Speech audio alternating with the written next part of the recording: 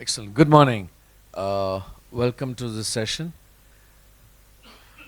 It's a session that's most popular uh, as a subject because, as we were discussing in our pre-call, everybody is an expert when it comes to waste management, right? Because we all generate waste. Anyway, so welcome to this session. Um, we are gathered in the almost in the right place in Phuket, right, where there's this huge boom in tourism. Along with the boom in tourism comes, as we all know, the amount of waste that we generate, right? So here is a perfect example of how we balance tourism and the amount of waste we can generate when it comes to tourism. Now, the hospitality world specifically has long operated on the model of, you know, we take, we make, and we dispose. And for the longest time, we've been sitting behind the notion of we can recycle, we can upcycle, right? We remove plastic bottles, we put glass bottles. So, which means, if there's any plastic, we can sort of recycle it, upcycle it. Biodegradable waste is another, common discussion with us saying, oh, that's all right, that's biodegradable. It can be recycled, right? But what we want to move is move beyond that. Now, we are talking about the Global Sustainable Tourism Standards, and what we want to do is the existing model of circularity in waste, as it's commonly known as, it's not viable anymore. We need to move way beyond that. So today we want to talk about how waste is not just as a problem to be managed, because today it is a resource that has been mismanaged. And that is what we want to shift in the discussions here. Now, in the discussions today, we don't want waste to just be a subject, green subject as it call it, right? We want it to be something that will affect our bottom lines, whether it's transforming 16,000 kilograms of food into fertilizer for the resort gardens, or seeing recyclables generate over 500,000 Thai baht in direct value. We're going to be talking about all that. We are moving from small anecdotal examples, small passion projects, to what I define as a minimum corporate requirement. That is what we need to shift towards, right? And that is the only thing that will define the next generation of hospitality. I always say, the resources that the hospitality industry and tourism consumes in general is disproportionate to the value it adds back to the economies. I mean, I'm staying in this hotel, and in my room, it's me alone. In my room, in my bed, I have 6 pillows. I have one head. I'm not Ravan, right? I have one head, but I have 6 pillows. So I carefully take the other pillows and keep it aside, hopefully, so they'll know that I've not used it. But then there's this notion when it comes to luxury that everything has to be big. Everything has to be much more than normal. Now that's a shift that we need to start to think about. Luxury is not necessarily about, in my opinion, generating waste, because that's the reality of our world. Now there's the power of purchasing. So in circularity, it does not start with the trash bin. It starts with the purchase order. So the purchase order is a very powerful tool for the industry to sort of look at. Now, sustainable procurement is the engine of this system. By shifting our procurement power towards social enterprises, local, organic, we do more than just reduce our carbon footprint. It's much, much more than that. We empower communities, we protect the very ecosystem from which, the waterlands, the forest systems. That is what our guests come to experience. I always say, if we degrade our forest systems, that one physical asset is not available for our guests anymore, right? So we want to protect that. So today we want to explore how we will quantify the social impact and the hurdles in the overall chain when it comes to purchasing. In our pre-call, we told each other, we want to be surgical in what we speak today.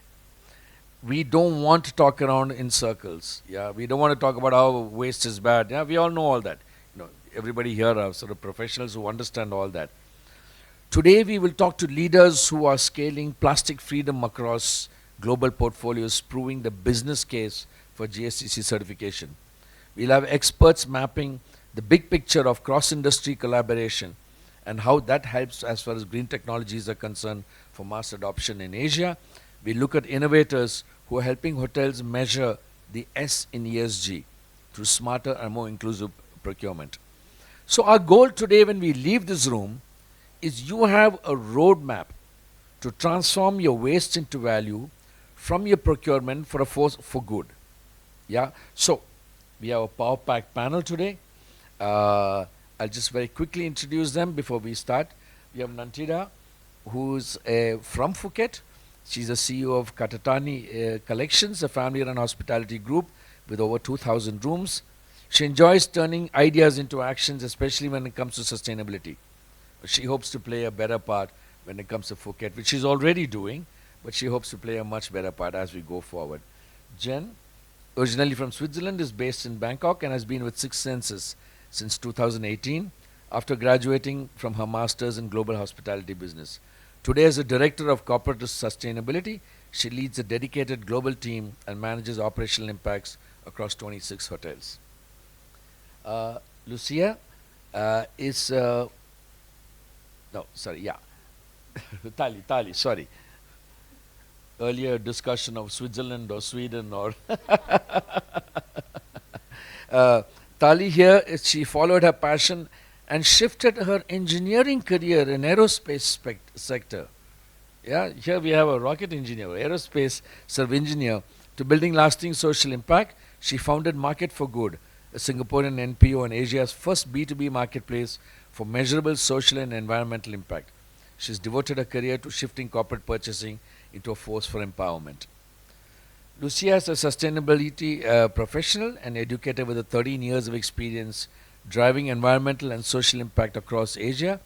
As the founder and executive director of Green Hospitality, she leads initiatives that empower businesses to adopt sustainable practices, from strategy development and training to innovation sprints tackling industry-wide challenges. And Samir, my friend from India, he is the Chief Executive Officer of Tamara Leisure Experiences. He holds an MBA from the University of Southern Queensland and has held senior leadership roles with Intercontinental Hotels Group and the ITC Hotels. With over 3 decades of leadership experience across India, South Asia and Korea, he brings deep expertise in building and scaling hotel portfolios while embedding sustainability into its core business strategy. So why don't we give them a big hand and welcome them for this session. Thank you. Excellent. So let's kick off because this is a session where, like you said, we want to be surgical about it. We want to be crisp and concise. So we'll start with Nantida. The floor is yours. Thank you.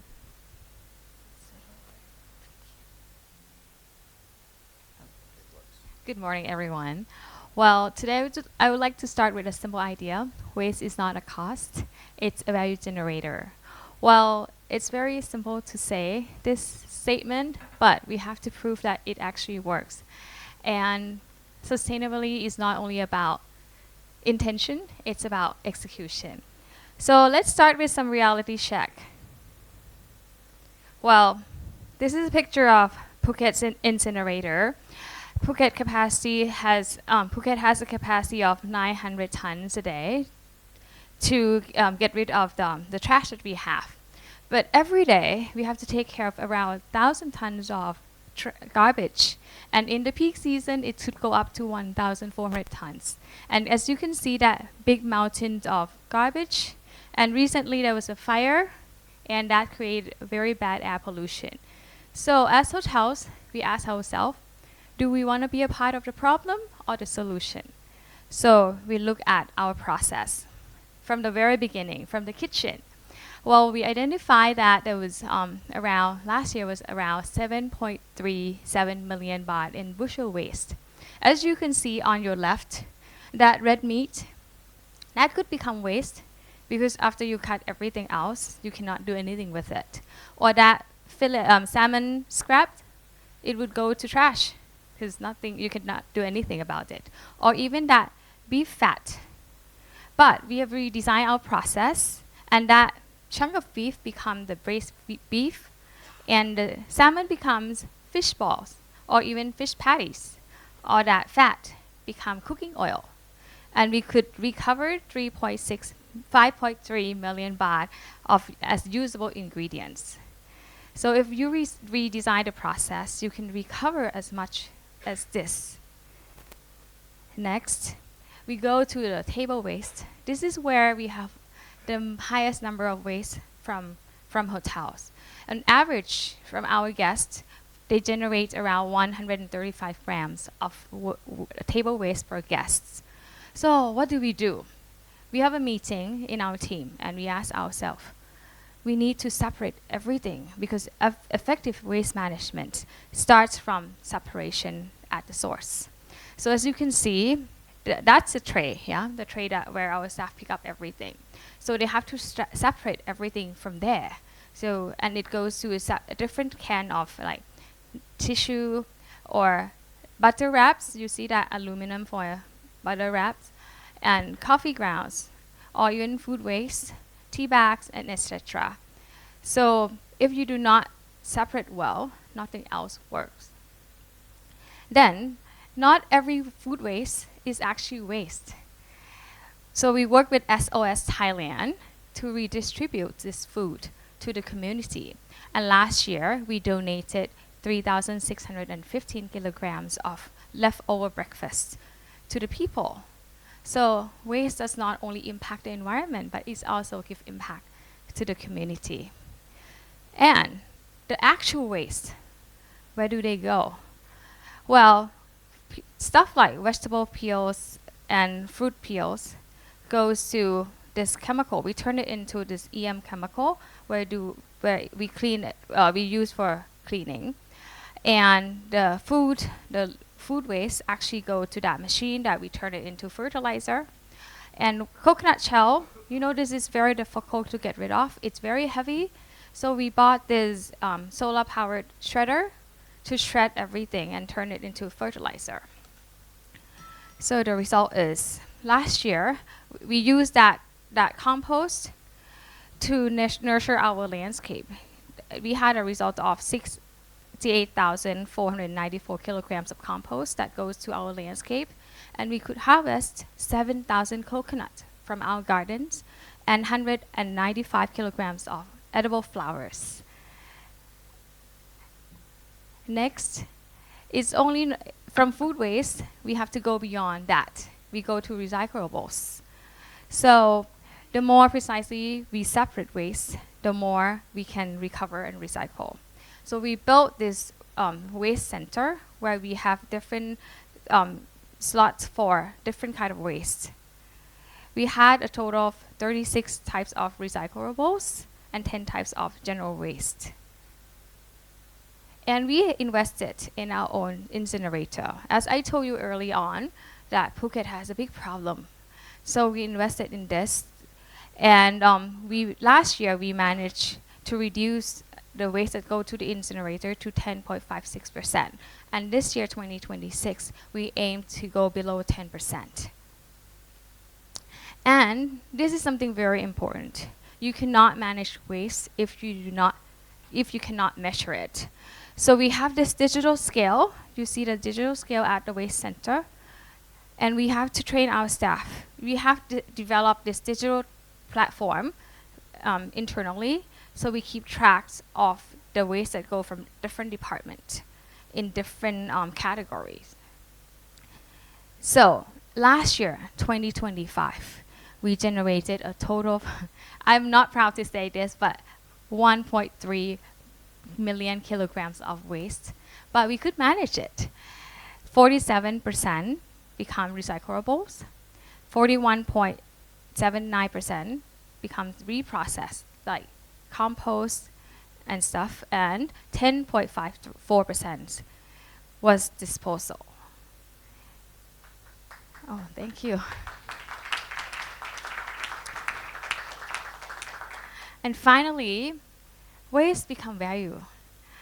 Well, the recyclable activity that we did generated a total of 669,000 baht, which is equivalent to 20,800 US dollars. And this money goes to our staff fund. We did some activities for the staff. We bought them gift, and it was another fund for them to borrow as well when they're in need. Well, I believe that waste is not a challenge. It's something that we have to really pay attention, work together as a team. It's come from the top to bottoms. It takes the effort from everyone in the team to make it happen and turn our intention into action. And if we can do it, I believe you can do it too. Thank you.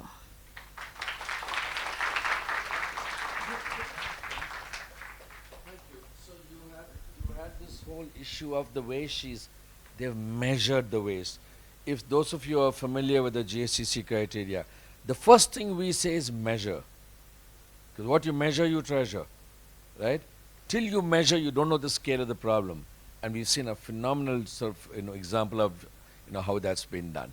So let's move on to the next speaker. So all of you are familiar with Slido.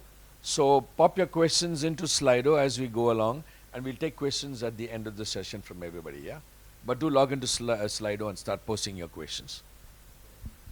Thank you. All right.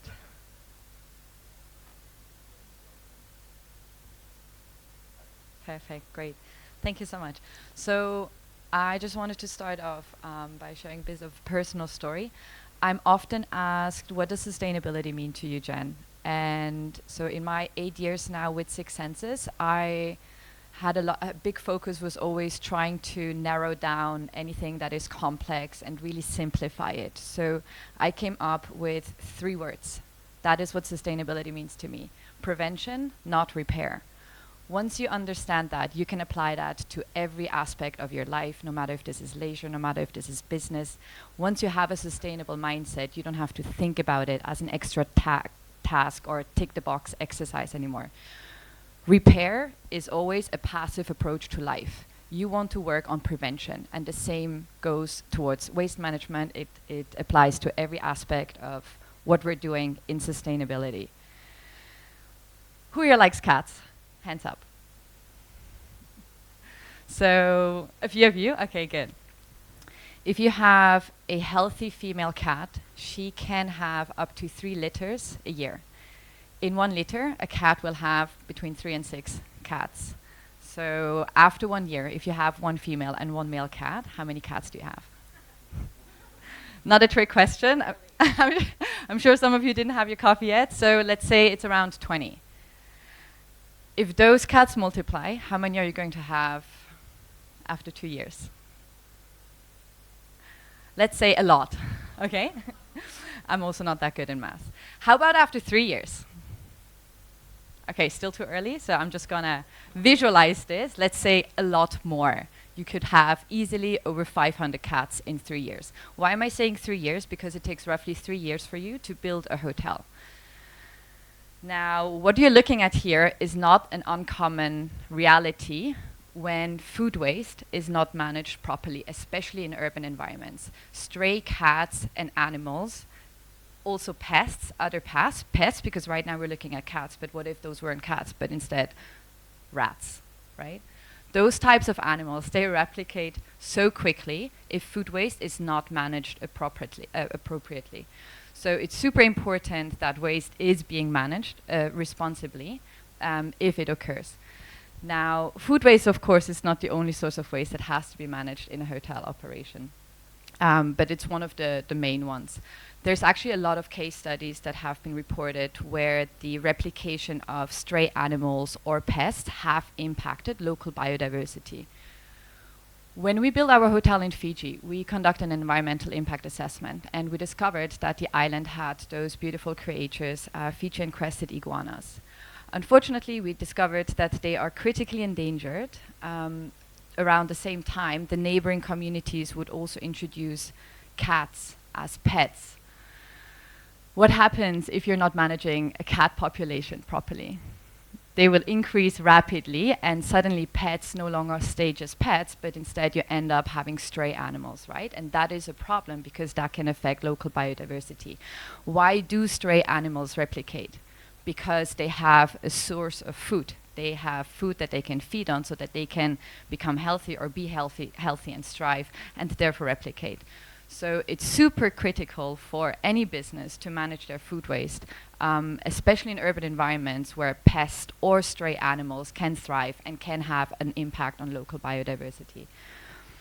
Lucky for us, this wasn't a challenge or not an issue because this was identified on time and cat population was managed and food waste was managed as well. So there hasn't been an impact on these creatures. But food waste, again, is not the only source of waste that needs to be managed. There's so many other different types of waste, solid waste, recyclables. Think of utility waste, energy, water. Think of time as a resource as well, right? I very much like this quote here. Waste is just a resource in the wrong place at the wrong time. Again, think about prevention. So if you think about the waste that didn't occur in the first place, that's the best waste, right? Once you start to understand that, once you move away from how do we manage the waste after it occurred, but instead you focus on the prevention side, how can we ensure the waste doesn't occur to begin with? That's when you find yourself in a space of circularity. That's when you develop a real sustainable mindset. Prevention always before management. To give you an example of how that would look like at Six Senses or how we apply that in context, we've been working on eliminating plastics for probably the past 10 years or so. And there's actually a QR code which you can scan. So we developed a little booklet with all of our learnings and findings. We shared that back in 2024 with the industry.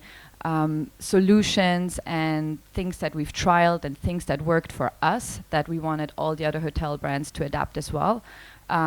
There's 82 common plastic items that we were able to tackle, and that's all summarized here in this booklet.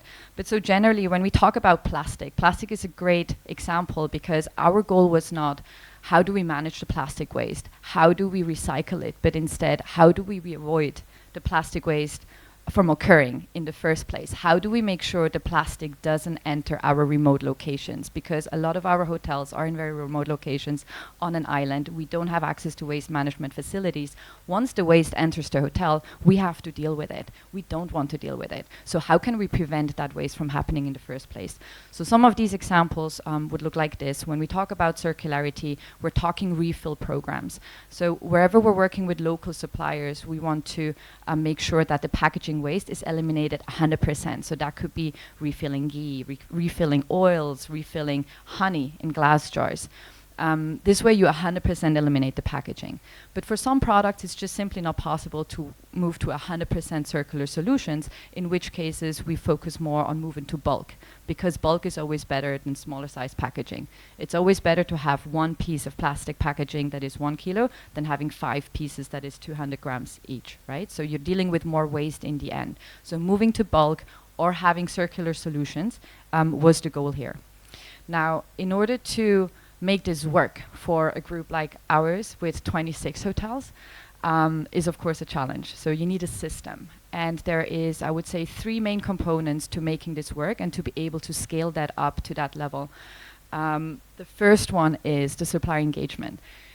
You need to have that conversation with the supplier. If the supplier doesn't know your intention or what you're trying to do, they won't know. Sometimes they just simply don't know why waste is bad, why plastic is bad. Why is plastic bad for human health? Why is waste a problem for us in hotel operation? They don't think about it, so you need to tell them. So if they don't understand why you're trying to move to circular solutions, they won't do it, right? So communication is key.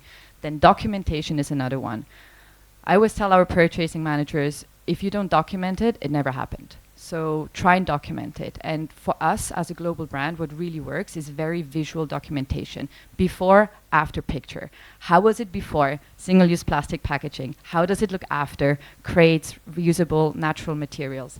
And then the third one is replicating those best practices. So communicate your progress. So we have global channels, calls, where we invite all the purchasing managers, the chefs, the sustainability directors, the general managers, so that they also learn and know how to replicate that. I see this is the end of my time, so I'm going to wrap it up here. But yeah, happy to answer any questions later if you have any. Thank you so much.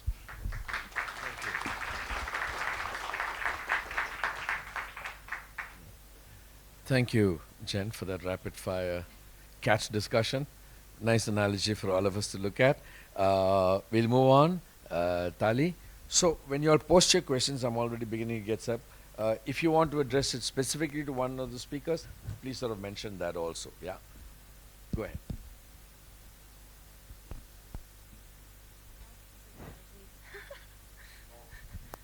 I think we're, I don't know. Yeah, we're probably sitting in the wrong places anyway. So I guess I'm gonna start then.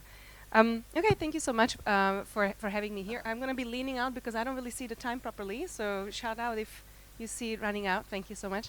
So I'm Lucia. I'm from Green Hospitality. It's a non-profit based in Hong Kong, but we work with hospitality industry across Asia. So we're kind of a hybrid between doing some public programs, which we get through some government grants or working with foundations or universities, but we also focus on special consultations or advisory services for hotels. So we would work on things like plastic reduction, food waste, all of that, procurement, training, etc. So thanks to that, over the last 7 years, I think we have built some capacity around especially waste management and circularity. And so we kind of push beyond. We try to see how we can go beyond waste management, but more into innovation as well, because we know that there are not solutions for everything that we currently have to manage in hotels. I'm going to maybe, as we start, just mention a few of those cases. So beyond, say, what we can think about, glass, plastic, aluminum, cardboard, we look into things like textile, because we found out there's a lot of textile, but we don't actually have enough data or even knowledge what kind of quality material this is made from, and therefore what could be done later on. So we kind of look at different players in the industry. We conduct this quarterly think tanks, we call them. So we invite the industry, different industry players, including government, other nonprofits, solution providers, innovators, and we kind of think about, would this be a practical solution? And we try out pilots. But it always starts with data collection and understanding what is happening in the industry. Because I come from Hong Kong. So for us, when we say waste, there is very little incentive for hotels specifically to do anything about solid waste. And the reason is because the policy is not conducive to a better behavior. Actually, your waste is a cost. It's a cost if you want to manage it and recycle it. We've done several pilots, and we found out even with a proposed policy we had that was more costly to recycle than to actually just put it in a black bag and pay for disposal in a landfill. So actually for us, it's very difficult to talk about waste reduction with hotels because there is not so much incentive. And yes, we have some initiatives on the ground where say innovators are trying to do something with wastage, but because of the volume and the scale and the cost of labor in Hong Kong and the policies that we cannot export this waste somewhere else, it becomes very difficult to operate sustainable business models for this kind of circularity solutions. However, food waste is where we can actually talk about the business case. So I'm going to do a little bit of a deep dive on some of the data. There. So why we talk about food waste? Because we have a business case, and it's also something that people resonate with more, at least in a geography like a big city, Hong Kong, where we're looking to save money, generate some reductions. And so a third of the food that we actually grow is never eaten. It equals to whole of China, land of China, we produce food that we don't eat in the world. So that's always shocking for people to think about. The big responsibility. But also, you know, it contributes to greenhouse gas emissions. So it's not like we put it into somewhere in a landfill and it's going to disappear. There's this other impact, and of course, a lot of hotels, being publicly listed companies, now have to be reporting on their emissions. They will care about this aspect for sure. And then in hospitality, the numbers vary, but in hospitality, we do produce and contribute quite significantly to food waste, depending on the location. But I want to talk about the incentive to reduce food waste. And so I took this data from a study conducted by Champions 12.3, which is an initiative of the World Resources Institute. And so there is actually a business case. They have done a study in 2019 on over 114 restaurants around there from 12 different countries, Asia, Europe, different kind of economies. And they found out that 76% of sites recoup their investment within the first year on food waste prevention, and 89% of sites recoup their investment within 2 years. So also there was calculated benefit ratio. So for every dollar you invested in prevention and reduction, you were able to save another $7.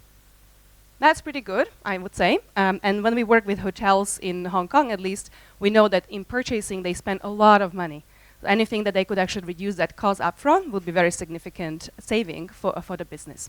So the business case is there. We have some other estimates that we borrow from different chefs and from their operational knowledge. But also there is another set of data here. This is from another organization called ReFed. So it's kind of looking into food waste reduction through data and solutions. They're mostly focused on the US market, but based on their research of a lot of businesses, over 1,000 that provided the data, very granular data, this is specific set for food and beverage. It shows up that the waste tracking in food service is by far the most significant one that can bring a lot of value. So definitely that is also another supporting element. We say you really need to measure your waste. That's going to generate the most value because you need to start knowing what you have in the bin. And that's also the experience. We conduct food waste audits, so you can see it here, who wastes the most. So we have done a few rounds of samples in Hong Kong across different kinds of business sets, and also the data from other places, which is, by the way, very difficult to get. So there is not a very consistent big data sets on food waste in food and beverage because they don't want to be disturbed while in their operations, so we understand that. But this kind of confirms some smaller studies from other places where we know that buffet by far is generating the most waste. And we have seen now a few hotels are starting to actually cut down on their buffet. Some of them completely abandon that, even though the customers really want that. It's really a huge amount of wastage happens at a buffet. There are some other strategies to minimize wastage at buffets from chefs, for example, using smaller dishes. That significantly reduces how much the customer will waste. So there is other ways to do it if you cannot abandon it, but a lot of the businesses do abandon this already. We focus really in our work on, say, redesigning your menu. So we really start from there. How can you redesign your menu? Look at your ingredients. And then we look at this chart, handy chart here, which is the produce yield. So can you utilize in its entirety a certain produce? So one question for you, how would you utilize an apple? Maybe just think about it for a minute. Including the core. If you were to use it all, can you think of a solution to that? Right. So for example, this is a handy example. This is from Wojtek Weg, actually my countryman from Slovakia. He's also a chef. He's been chef in Asia as well. He's got a very funky Instagram page if you want for inspiration for your hotel crew. But he demonstrates many different uses of every ingredient. This is very simple one. I use apple because people are more familiar with it. But he looks into things like pineapple or watermelon, including utilizing the rind of the watermelon. There are ways, but we need to be creative. So I think that's also the narrative that we have, is that first we measure and then we become creative. Maybe another anecdote that I'm going to mention before I wrap up is that we did a food waste audit for one Italian restaurant, and the chef was very protective. We found out that in just 3 days I threw away 40 kilos of bread, and we were challenging that, and he said, well, but bread is, it's a cultural thing. And I challenged him, I said, well, waste is cultural thing. So maybe there is a different way of service of your bread. You can still provide it, but you don't have to have a full basket. And they have made changes, and they have made a lot of change. And then as we continued on a conversation, I said, you also have lemon peels. And then he goes, oh, I can do limoncello. So he got really excited about it. And I think, contrary to what we think that people don't want to tackle food waste, they actually do. And they're going to get excited about it. So last slide before I wrap up is this example. Actually, food waste now became also a business model in itself. This is a bar in Hong Kong, but we see a lot of these everywhere else, and now the chefs and especially bartenders are becoming very creative. They utilize food waste to generate, say, new, very nuanced cocktails, and they use precise fermentation. We have some startups in Hong Kong that actually have a chamber to precisely ferment different kinds of things. You can generate a lot of drinks out of what is considered food waste. You can repurpose it and actually make and generate a very interesting experience. This is not a cheap bar, but people really come and flock because they want to experience something different, and it became a business model in itself. So I'll be happy to share more of these kind of examples, but if you're interested, we also produce some of these handy books. We have a recipe book that focuses on repurposing food waste into recipes and really make use of it. So if you're interested, some of these are available on the website, and that's where I'm going to wrap up. Thank you. Awesome. Thank you. You know, chefs are famous for looking at a basket of produce coming in and saying, oh, no, that doesn't look good, throw it out. So there's this company which I know of in India who started a site called Ugly Vegetables. They will only buy grade 3, grade 4 bell peppers, for example. The shriveled up ones, not looking too good. Guess what? Or tomatoes, wrinkled tomatoes. And that chef, one of the chefs, he told me, how often do I serve the full tomato on your plate for somebody to say, oh my God, this looks ugly? It's mashed to bits and killed before it comes onto your plate, right? So it's interesting the way recipes are being done. Thank you so much for that. Tali, the floor is yours. Thank you. So good morning, everyone, and thank you for coming today. Today, I'll focus more on the social impact, and hopefully that by the end of my short presentation, I'll be able to prove to you that if you look at people first, if we look at the social impact, the environmental impact will be a byproduct, most of it already done. So we are a global NGO. We are recognized by the Singapore government as a non-for-profit, and what we do is we help companies and hotels to shift the procurement power to empower people in need and protect the environment. So let's start.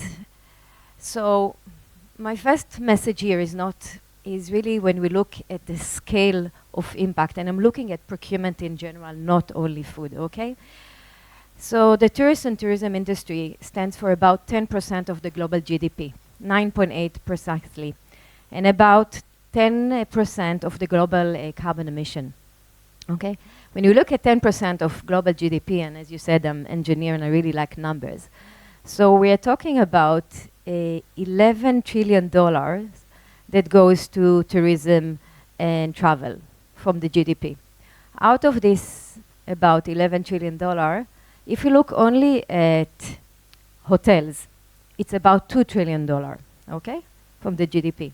And if I'll drill down even more, and I'm just looking at the hotel amenities, what's the figure over there? It's about $20 to $50 billion a year that hotels pay for amenities. Anyone wants to guess what's the number out of this, let's say, $40 billion that goes into social impact? Empowering people in need. Less than 2%. Less than 2%. When you're looking, and Jen spoke about packaging, since the pandemic, we reduced about 25 to 30% of the packaging, plastic packaging. So look at the social gap that I'm talking here.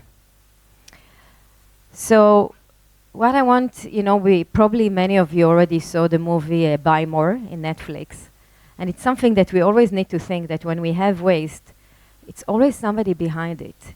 And somebody that is exposed to it, and it's usually the more weaker in our society, and somebody that really depends on it. So my message here is the environmental decisions are very equal to the social outcomes, okay? Just to name a few of when we look at the environmental decision or the waste reduction that we spoke today, and procurement choices, and the circular design goals, what I want you always to think about, who earns a living from the purchase of the hotel? Who earns the living from it? Who bears the burden out of it? And who did we leave behind? Who was not included?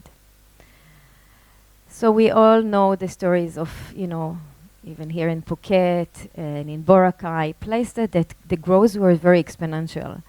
But some of the population really left behind, and not everybody goes, especially the population around those hotels that don't really benefit from this growth.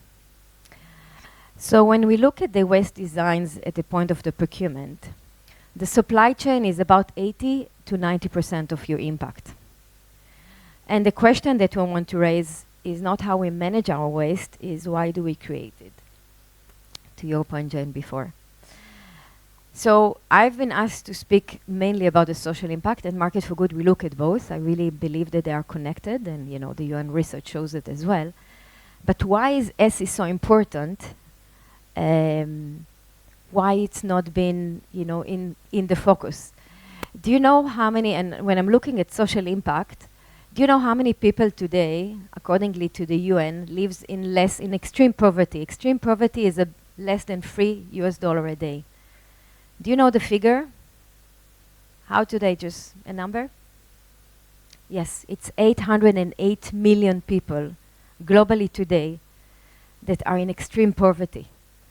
So 808 million, it's like an extreme number that it's very hard for us to grasp. So think about all European population in extreme poverty, but it's not 808. So you had to add South Africa, which is another 60 million people. This is the amount of people today that lives in extreme poverty. And I'm now talking about mental disabilities, physical disabilities, many communities that we can and should help. So why does S, the social impact, left out? So it's harder to measure, it's really hard to verify, and it's hard to scale. And we know it because we do it more than a decade. And it took us more than 2 years to come with our own IP or how to quantify social and environmental impact. The environmental impact is easier. We all, carbon emission, biodiversity, energy consumption, water consumption. It's things that we measure as well at the procurement chain. But what's the social impact? It's much more fluid. And how do we measure it? Because as you said, if we don't measure something, you won't be able to improve it. So when we look at the circular system, of course, we look at reduction waste. We look at the value chain. And we always look at how do we include the local population. And I want to give like a short case study here. So this is one of the projects that I love and we do. And so as I said, we are a non-for-profit. We headquarter in Singapore, but we serve globally. And we work and we collaborate with many others, hundreds of other social and environmental organizations globally. And this is one of them in Malaysia. They support 2,000 refugees. Refugees are people, in extreme poverty. They have nothing. So what we do with them, so they collect plastic from the seashore, okay? So otherwise it stays there. We pay them 3 times more than the usual salary in Malaysia to collect the plastic, to clean the plastic, and later they melt it to different products. This is just an example of a coaster that we did for Resort World Sentosa in Singapore. We just did medals for other organization. So at Market for Good, we come with the designs, the solution that they need. But what makes it so beautiful is that this is really have all the elements. So we give livelihood to beneficiaries, which is the social impact. We clean the environment, and we don't use a virgin material, okay? We actually uplift plastic. So this is the kind of project that we really like because it have all the categories, the social and environmental impact, and we do a lot of those. So I need to end soon. So what I want to all of us to keep in mind that we always need to think about reducing impact, but who is not including in the impact? What we really believe is that companies needs to look at the procurement KPIs.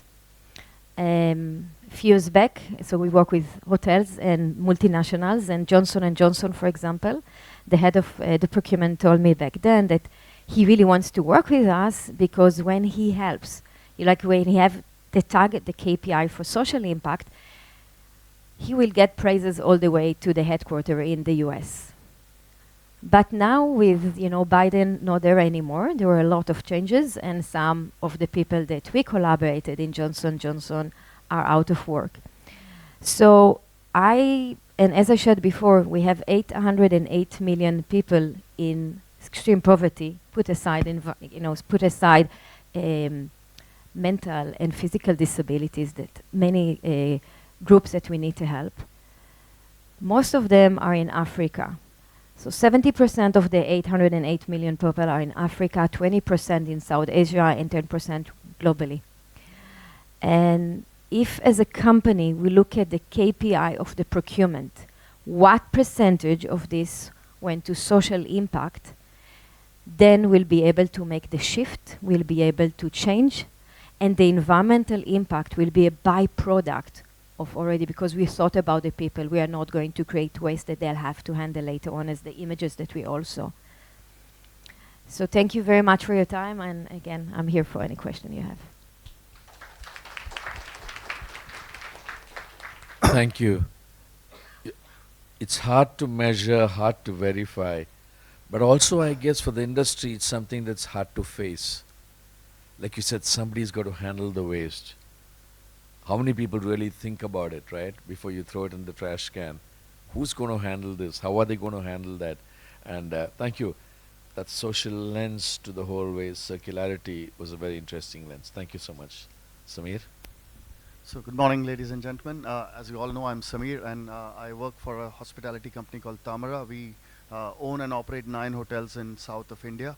At this stage, while we are very focused on sustainability, I'm going to talk more about the one hotel which we have already got into our GSTC certification. So there are a lot of examples from that particular property, which is our Tamara Resort in Coorg. It's a 56 cottage luxury resort, over 185 acres of coffee estate. So before I start, I wanted to sort of touch on this very important point, or a stark reminder that hospitality is broken. Why do I say that?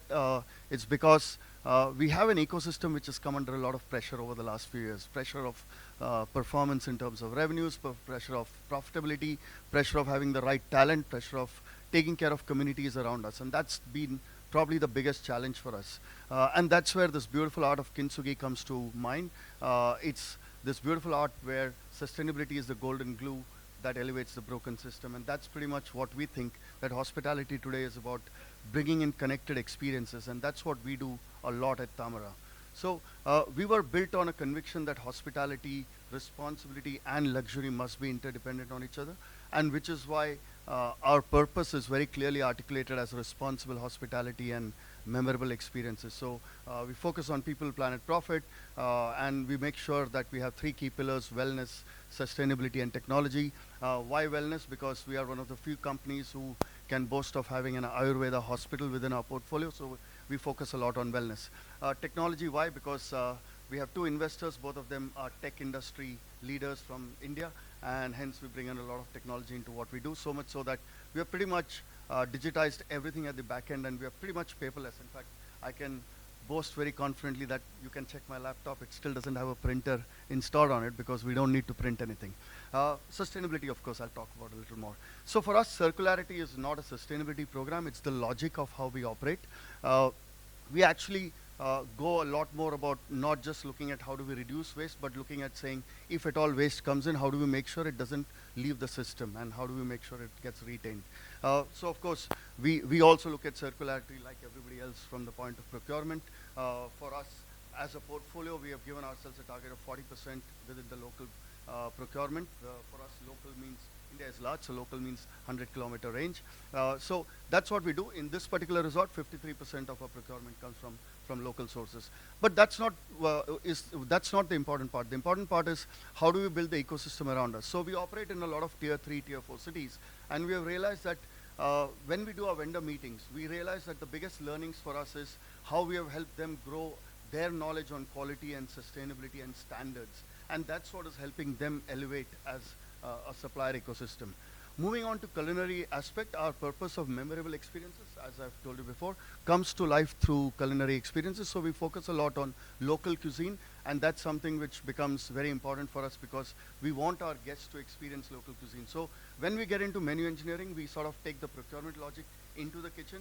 Our chefs actually look at what's available in the nearby vicinity when we plan our menus, and that's what actually helps us with this whole circular approach. We have 2 really nice examples of our minibar and our retail store, which is called the Veranda, where we have pretty much focused on getting everything organic, local. So that's another area where we have realized that guests actually are able to get to this moment of truth where they know that we are walking our talk on what we talk about in terms of sustainability and being local.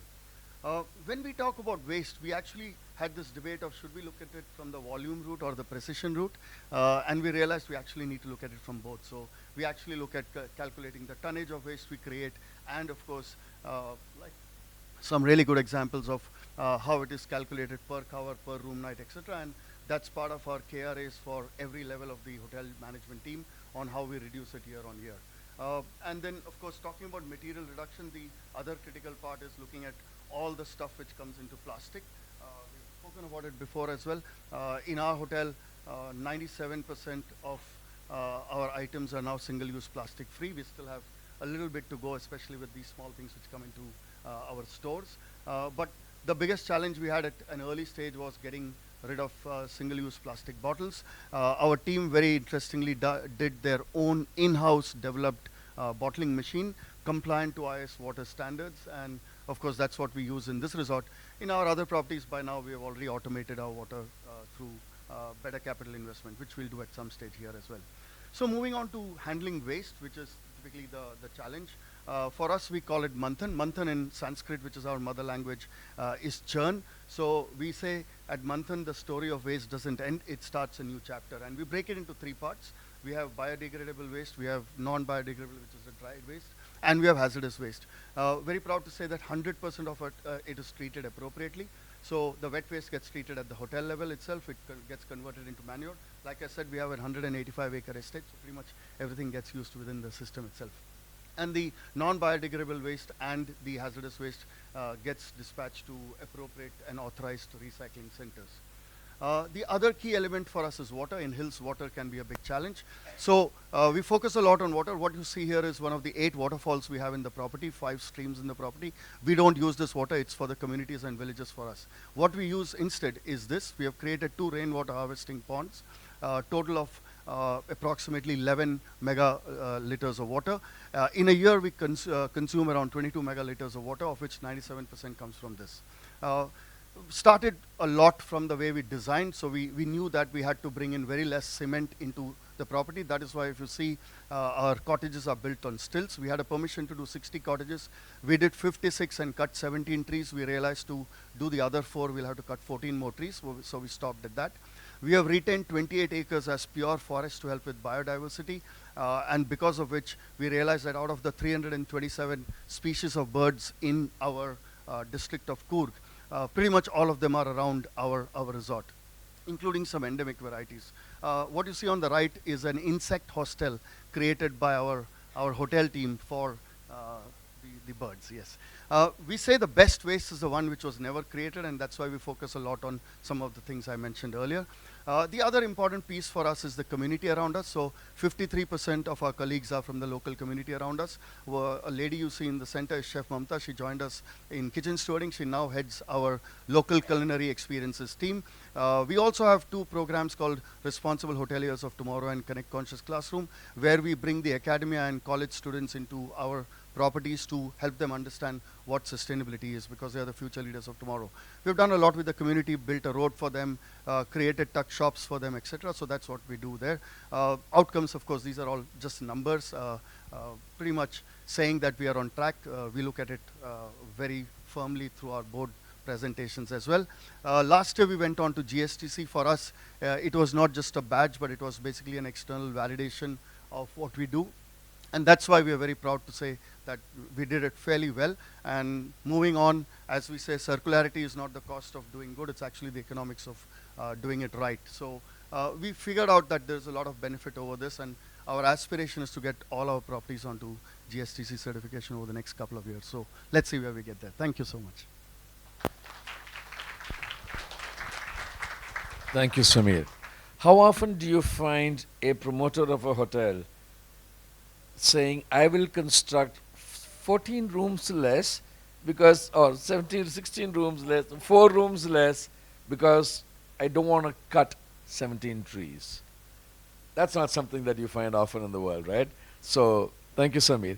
I think that was sort of a true, very true, very true. I mean, of course, you know, the promoters of his group are very, they're kind of globally famous for what they've done, and it's interesting to see that. So, first of all my panelists were bang on time. Wow, thank you. You know, it's very rare to have, you know, precision when it comes to panelists, and I had that. So first time I say thank you to all of you for having sort of, you know, been very precise and stuck to the time. So we'll take a few questions. Questions are already sort of popping up. Let's take the first one there. Trash classification is so detailed. I think, Nantira, that's sort of aimed at you. But I want you to take 2 questions. Can the local waste disposal company really recycle all of that? And there's another question also there for you, which I saw, which said, which circular initiatives provide the fastest ROI? So do you want to take both of these and sort of give your views? Well, yes, the first question is about the trash classification and the local waste disposal company. Yes, yes. There's a company in Phuket, for example, called Wong Panit.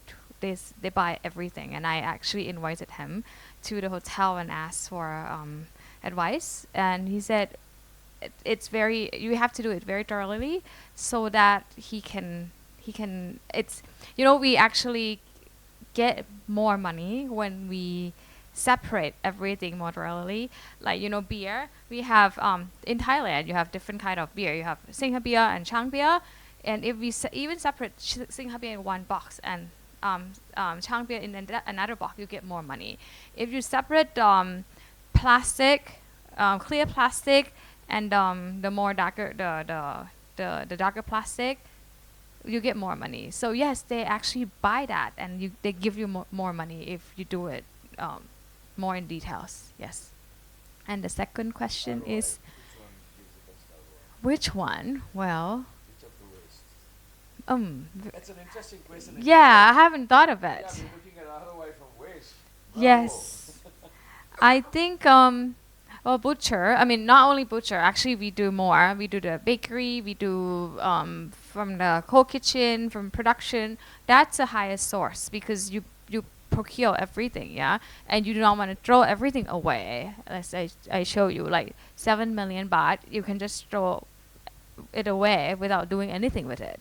Or you put it back in the system and reprocess.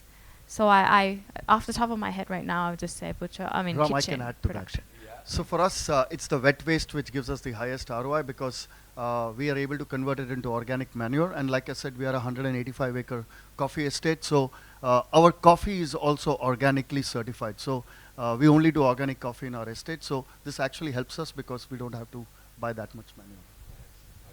Samir, I want you to take, there's one more question aimed at you, which I saw coming in here, which is, how do you protect local communities from the negative impact that comes from the rise of luxury experiences, because not everyone can be included? So what we have tried to do is first looked at how do we reduce luxury experiences which are luxury but not local, because our purpose is responsible hospitality and memorable experiences. So we try to link everything back to, are we responsible? Are we creating memorable experiences? So for example, we do a lot with visiting the neighborhood villages. The second is, like I said, 53% of our colleagues are from the local community, so that's benefiting them. The third is, we remember that a few years back, our teams were very enthusiastic on making more revenue, and we had committed to some MICE group events where we had given them the gala dinner in the open space, which ended up creating these huge lighting impact and noise. And we actually are part of a forested area, so it's Brahmagiri Forest Reserve. We actually ended up having a few complaints the next morning, and we realized, so that's when we took a policy decision that we will not have any events outdoor which has noise, and especially no events in the evening, so everything goes back into the banquet hall. The next thing is, we have tried to create employment opportunities not just within the hotel, but also helping them set up supplier ecosystem into us. We saw there was a tribal family which was very weak, so we got a tuck shop made for them. So those are the things. We have tried to reduce the impact. To be honest, every time we find something where there is a negative impact, we say, how do we resolve it? We brought in some local colleagues onto our experiences team who can do the treks, who can do, because they know the bird species better than the colleagues coming from other locations. So that's what we've done. Generally, I would say in Coorg, we have been able to consistently reduce the negative impact. To be honest, there's hardly anything there. Of course, we'll probably look at that in a little more detail as we go into our other locations, which could be in city locations as well. Thank you. Tali, I want you to take the next question. What needs to change on the level of policy making? Because you dealt with a lot of policy issues, I'm sure, in your sort of journey there, so that business owners can take sustainability more seriously. We always say, business owners should take its sustainability. But the fact remains that till there is a whip coming out in terms of policy or rules, there's a bit of lethargy to that, right? So how do we tackle that, if you want to take that question? The challenge that I see is that look at, for example, Europe as a continent. when I discussed about the extreme poverty before, it's not coming from Europe. Actually, it's almost 0%. There is poverty in Europe, about 90 million people, but they calculate it in a different way. So Europe can come and say to multinationals, if you don't stand on those ESG reporting, you won't be able to operate here. But if the 70% of the extreme poverty come from Africa, they don't have the strength to come to multinational and say, you're not going to operate here if you don't really helping our communities. And I really believe that here, its responsibility is on us. So when you look at different ways, so we talk a lot about food, which is very important, but I spoke before about amenities. We look at even the gifting. The corporate gifting market is $1 trillion market. It's a huge market. What happens if we change 1% of it into impact? And like, for example, for us, we do, instead of course, leather, we'll do pineapple leather and banana and leather and mushroom and tomatoes and coming up with different designs of every material. So it can be recycled plastic, and can be, vegan leather, it can be recycled metals. Every product, every gifting that the organization need will come up with design and solution that it's much more social awareness and sustainable. And I really believe that here it needs to come from the companies, and because we do it for more than a decade, as I shared with Johnson & Johnson and others, you can see the shift if it's not coming from a continent or policy. In Singapore, we are more focused on the environmental impact, but as I said, we are people first, and we need to look at both. This is why we in Market for Good measure social and environmental impact. Yeah, you're so right. And thankfully, when it comes to Europe, like they say, rules made in Europe are generally applied. Most people outside take it up. And that's coming up. The laws in Europe, the Green Claims Directive is sort of already out, and Europe is already starting to talk about Scope 3 in terms of whoever you deal with. If you want to sort of send guests to a hotel anywhere else in the world, they have to conform to European legislation. It's coming soon. So I guess that's one way policy will drive it at a global level, even if at a local level, the policy doesn't exist for a government. So I guess I always tell hoteliers, watch out.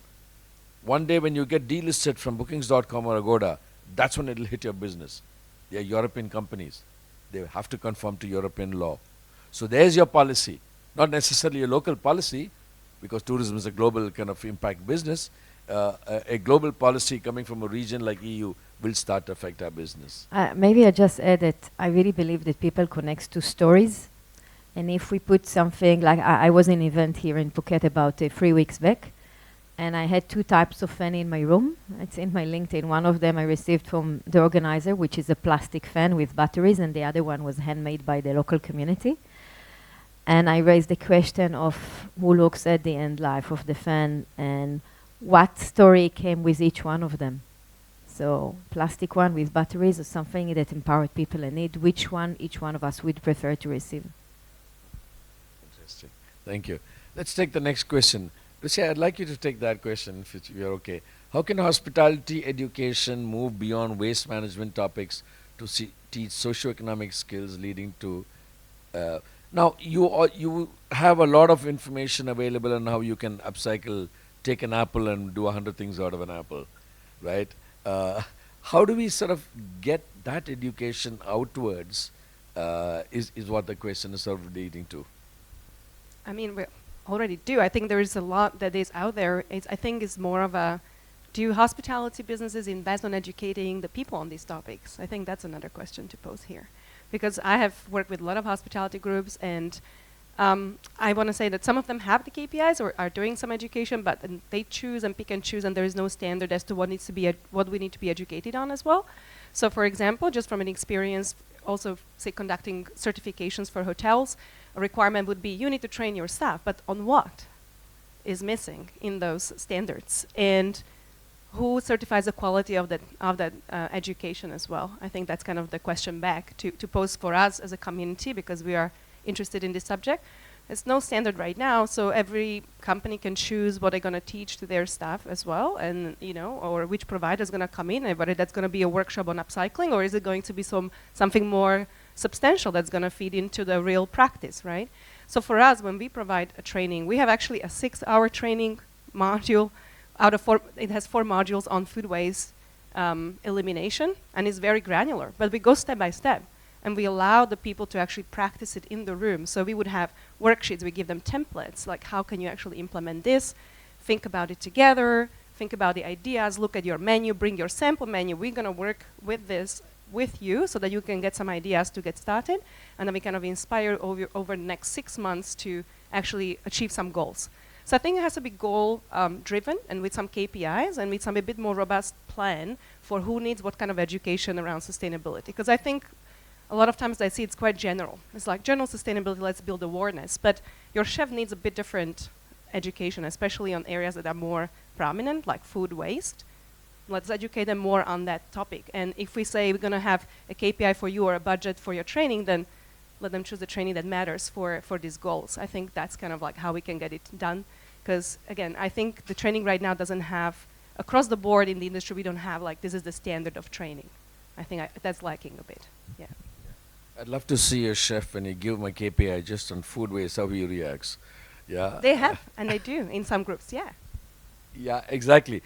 So the ones who are aware will do it the way they have to do it. Chefs have KPIs of food waste. Of food waste? Bravo. Yeah. Yeah, that's the way to do it. I used to have a chef who used to complain about the quality of tomatoes, which came till I told him, you're in charge of the garden, now grow your own tomatoes. And that's it. He shut up from then on. Because you know how tough it is. It's so easy to look at it and say, oh, I don't want this. But the moment he got into it himself, everything changed completely. Jen, I want you to take the next question. In 6 senses, cooking oil, considering sustainable aviation demand is increasing, is that something that you all do in 6 senses? So we don't recycle cooking oil on site, but yes, we work with a lot of local vendors that take the used cooking oil and they can recycle that into biofuels. Yeah. And the next question, I'm surprised somebody asked about styrofoam. It's something that you don't think of very often, right? Anything on styrofoam that you folks do? I want to also Yeah. step it after Jen answers. Yeah, so in our case, and maybe that's similar in your brand, we work with local suppliers and use reusable plastic, like hard plastic containers. It's basically the same as styrofoam. It's actually so much better than styrofoam because, as you know, styrofoam, once you reuse them, it actually gets off a lot of the plastic, like the white plastic, and once it's in the environment, it's basically there and forever. Like it's microplastic, it will probably stick to other chemicals and materials, so it is really not a great solution. So that's kind of a no-brainer. Well, we don't use it. Yeah. Same for us, yeah. So Yeah. there's one other question waiting down there for you, Jen. It says, what partnerships, local farms, recyclers, suppliers, can we build in close or waste loop? Partnerships with local farms and suppliers. Yeah, so I guess the obvious one here is on food waste, so really working with local farms to either send off the food waste, although I will say that in all of our locations we do have on-site composting. Sometimes it's machines, sometimes it's outdoor composting, but I know that in some locations they also work with local pig farms, for example. So I guess that is the goal should always be, remember, preventing the waste. So we don't want the waste to happen to begin with, but whatever food waste there is, we will manage responsibly. So I think just keeping that in mind, because I think often we fall into that space of, oh, there is a solution. And the solution is sending the food waste to a pig farm or for composting. And don't get me wrong, composting is a good solution to manage the food waste. But your goal as a business should be, how can we prevent that waste from happening to begin with, because that's where the cost saving is happening. That's where this becomes an attractive business case. So I guess, the food waste, that is one way of keeping that within a closed loop system, but then also the recycling. What was mentioned today, just working with local organizations. A lot of the waste most of the waste, ideally, we would recycle that off-site. We have some locations where we don't have access to recycling facilities, so we would manage some of the recyclables on-site. So for example, in Oman, we have a glass crusher and an oven where we would recycle the glass on-site 100%, or use it to, melt it, produce jewelries or other ornaments with it, or we could mix it under with cement and use it for on-site upgrades for the flooring and stuff like that. So there's different ways of how you can recycle waste materials on-site as well if you don't have access to recycling facilities. So I want to, I'd like you to take the next question. Do you feel a lot of the waste problem arises from expectations created in the past of what luxury stays should look like? Luxury resorts and waste. Why are they like magnets? Right? That's a big challenge. Along with that, I want to tag another question. You talked about the digital scale that you have everywhere. How long did it take you for your staff to get used to the fact that every time something goes, it's got to be weighed and taken out, weighed and taken out? If you can just take both these questions, that'd be great. Well, with the scale, I think we've been doing it for many years. But I mean, when we started, it was just at the waste center, but then it goes everywhere. But it takes a lot of time and commitment and training, talking to the staff, make them aware of it, and we have to check, cross-check. And we developed that platform so that we can keep track of everything. So yes, it's take the effort of everyone. Yeah. So yeah. So it's about. Well, this it's could go hand in hand. Sometimes guests don't understand. They just believe that they spend a lot of money. Why can't I have this? Why can't I have that? But on the other hand, some guests, they're very aware. We have this campaign where we say, okay, we're gonna give you some a voucher for a cocktail if you do not want to change your linen and sheets and stuff. Some of the guests participate in this campaign, so it's actually depends. But we try to educate guests and encourage them to do more, to take part. But of course, it's still sometimes hard to do. There was a hospitality founder in India who said that the most important aspect for me is sustainability. Guests come second, right? But he was bold enough to make that statement, saying anything that affects the sustainability score of my place, that has to come first, and guests have to come second. Now, it takes a bit of courage to do something like that and to run a place, and it's a successful place. It takes a bit of courage to be able to take a stand like that, but also it takes a lot of hard work from what you've heard from the panel here. Waste and getting into a circularity space, it takes a lot of hard work. It takes a lot of persistence, commitment. And today I think you'll have seen enough metrics, enough examples of the way it's been handled in various parts of the world in various businesses. I hope that today you can take away from here that circularity makes sense, it makes business sense, there is a return on investment. Until we start to measure everything and back everything up with data, moving the needle forward is going to be very difficult. Now, unfortunately, we run out of time, so I'm going to thank my guests, my panelists here very much for your fantastic contribution, and thank you to all of you for having come and participated here. Give yourselves a big hand.